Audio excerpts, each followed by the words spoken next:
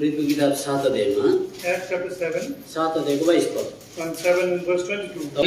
मोसालाई मिस्रीहरूको सम्पूर्ण ज्ञानको शिक्षा दियो अनि तिनी वचन र कामहरूमा सामर्थ्य थिए। अनि जब तिनी पुरा 40 वर्षका भए तब तिनका हृदयमा आफ्नो इस्राएली भाइहरूलाई भेट्ने इच्छा भयो। 40 वर्षको मान्छे And a man who is of 40 years. अनि हिब्रू किताब 11 अध्यायमा लेखेको छ, हामी पल्टाउँदैनौँ, उनले मिस्र देश छोड्नको लागि निर्णय लियो। And the book of Hebrews chapter 11, it says that he took the decision to leave the country Egypt. साधारण निर्णय होइन त्यो। And this is not an ordinary decision. मिस्रको धन छोड्नको लागि निर्णय लियो। And he decided to leave the wealth of Egypt. पापको मौज-मजा छोड्नको निम्ति निर्णय लियो। The places of sins. अब 40 वर्षको मान्छे And a man who is 40 years old. उनको हृदयमा विचार आयो। And there was something that came to his heart to serve the Lord. अनि उहाँको लोकहरूलाई सेवा गर्नको लागि। And so that he can serve the people of the Lord. बलियो न बलियो मान्छे छ। And you can see that the man is very strong.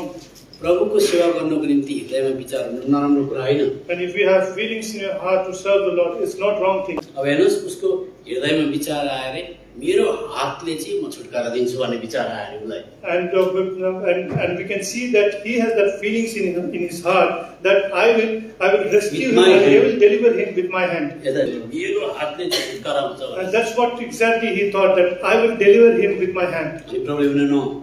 And God said no. तेरो हातले कहिले पनि हुँदैन। It will never going to happen from your hand. एक घुसी दिएर एउटा मान्छे मारेर इमिडिएट बल्लामा गाड्दिएको भन्छ। And we can see that he punched that man with his fist. He knocked down. And he knocked him down, and he buried him inside the sand. त्यसको मतलब उसको पाखुरामा उसलाई घमण्ड थियो। And the meaning is that he had that pride in his hand. उसको बुद्धिमा घमण्ड थियो He उसलाई। had pride in his wisdom. अनि प्रभुले देख्नु हुँदैन यो। And God will never see this. यता प्रभुले 40 वर्ष पुगेको त्यस्तो तालिम पाएको व्यक्तिलाई अर्को 40 वर्ष ट्रेनिङ गराए। And this is the reason why God took him for training more 40 years, a man who was already 40 years old. त्यसले गर्दा तल पढौँ। We can read. 29 पदमा 30 पदमा सबजना फेरि। We'll read verse 30 all. 29 पदमा उ भाग्नु पर्यो। And in verse 29 he has to run away. त्यहाँ सबजना मिलेर पढौँ। We'll read 20 all of us together. यो पढौँ। Then flee 40 to वर्ष the land of where he gave his sons. यो त बाइबलमा चाहिँ भनेको छ धर्मीजन मुस्किलले उम्जिन्छ। त्यसले गर्दा तपाईले भिडभाड बाहिर जाँदा छकना पर्नु।